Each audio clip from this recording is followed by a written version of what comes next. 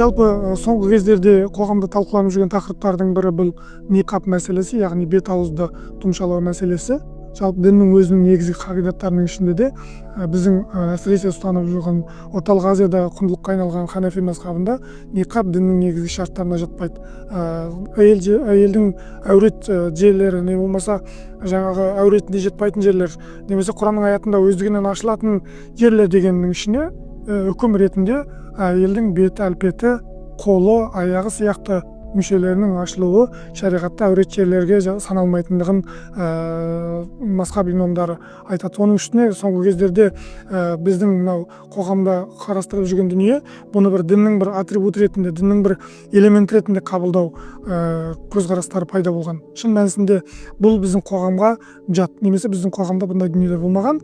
Біздегі діни атрибутта сақталған жағдайдың өзінде кимешек, шылауыш болмаса жаңағы орамал таққан кездің өзінде бет әлпет тұмшалау практикасы қазақ қоғамының мәдениетінде жоқ, және бұл шариғаттың өзінің талаптарына да келіңкіремейді. Себебі шариғат талаптарында әйел адамдардың куәгерлікке жүру мәселесі бар. Куәгер болған жағдайда ол адамның кім екендігін білу маңызды. Сол үшін де әйел адамдардың бет әлпетін тұмшалап қойған жағдайда ол адамдардың танылуына кедергі келтіреді.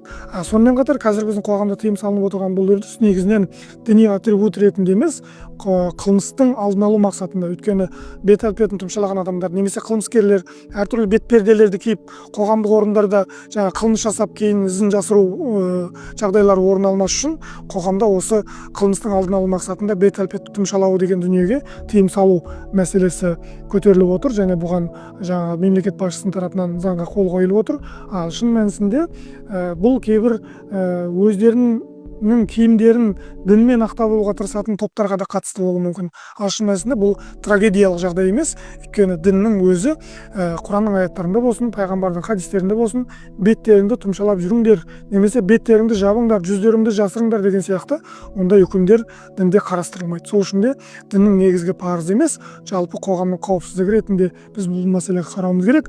Ал дінде парыз ретінде санайтын немесе дінде міндет ретінде санайтын азаматтар бұл бағытында кішкене іздену қажет етеді. Неге десеңіз, қазір қоғамда бұл үрдіс көптеген азаматтардың наразылығын ғана емес, қорқынышын, үрейін тудырып жатыр. Ал дін ол керісінше ауырлататын дүние емес, жеңілдететін, қорқытатын дүние емес, сүйіншілейтін болғандықтан біз осы тұрғыдан қарауымыз керек деп санаймыз.